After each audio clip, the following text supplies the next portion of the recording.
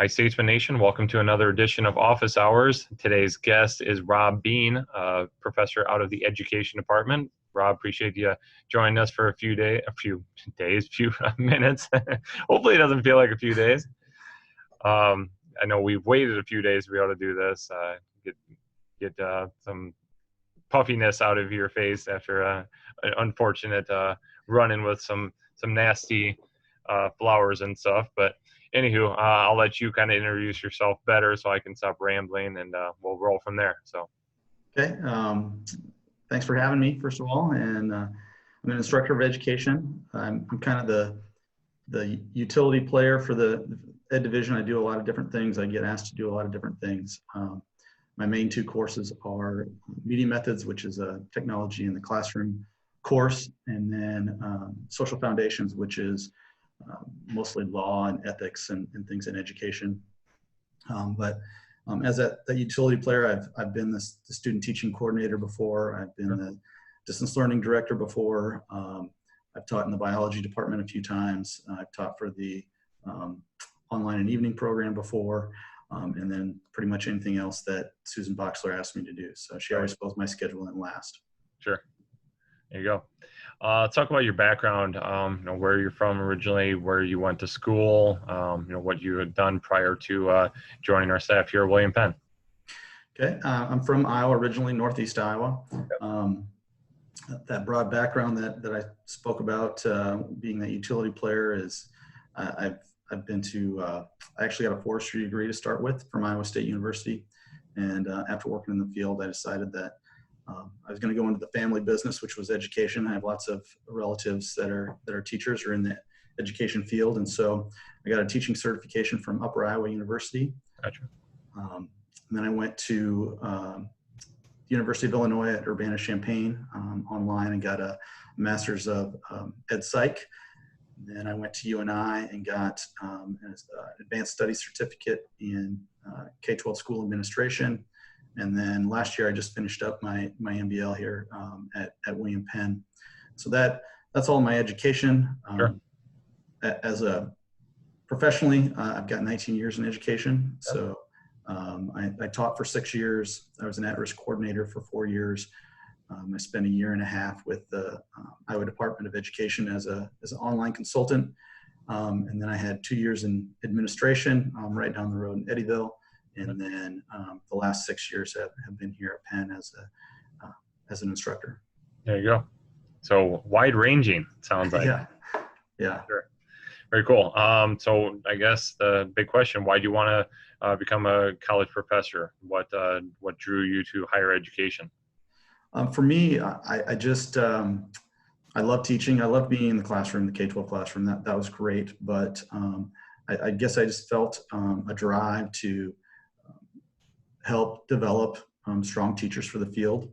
And so my original goal with that degree at UNI was to move on and get my doctorate's degree, and that kind of got put on hold, but I still found my way to being a college professor. And so I'm just real happy to be here. It's an exciting division to be a part of, and there's lots going on in education. So I've really enjoyed it. Yeah. Nice little segue into that, talking about lots of things you can do within education. Obviously, everybody thinks an education professor or get an education degree, that I'm just going to be a teacher. I'm a K-12 teacher, whatever my discipline might be, endorsement might be. But let's talk about all of the other things. We talked to a few days ago, talked to a few people out of your department. They said a wide ranging, again, occupation list, but I'll let you describe it in your own words.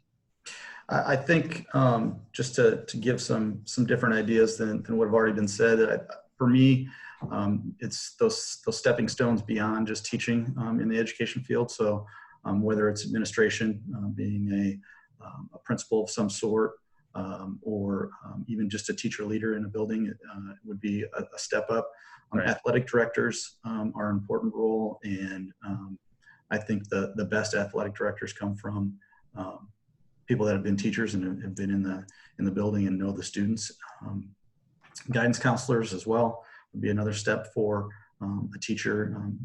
earning a master's degree in counseling, and then counseling in the K-12 school system. So, there's lots of steps beyond, that first layer of teaching, and it's just a field that allows you to do a lot of different things, and all of them, surrounded by the idea of helping kids, which is great.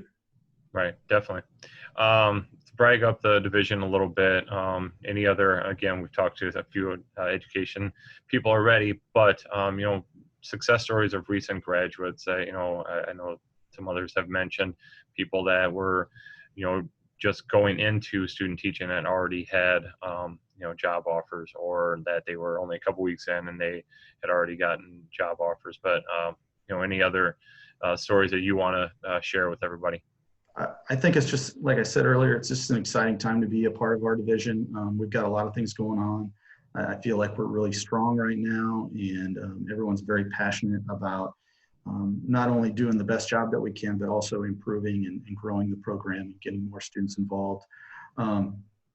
We do have students that are already going on and getting their master's degrees, and some are earning it in administration and some in sports management. And so that those steps that I was talking about, we have students that are doing that right now. And, Right. So it's neat to see them and to talk to them and know that they're, taking advantage of learning more and improving themselves and taking that next step. Yeah, definitely. Let's talk about some advice that you'd give. So you're the advisee, and I'm sure you probably had this. Obviously, you have this role a lot, and hence why you want to, be in the career that you have. But some advice you give incoming students on both how they can prepare to, for the next 4 years, but also once they're here, to how to prepare for their career afterwards. So both, pre-William Penn and during William Penn advice.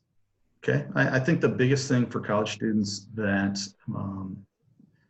will help them, no matter what kind of student they are, is just really good communication and really getting to know their professors.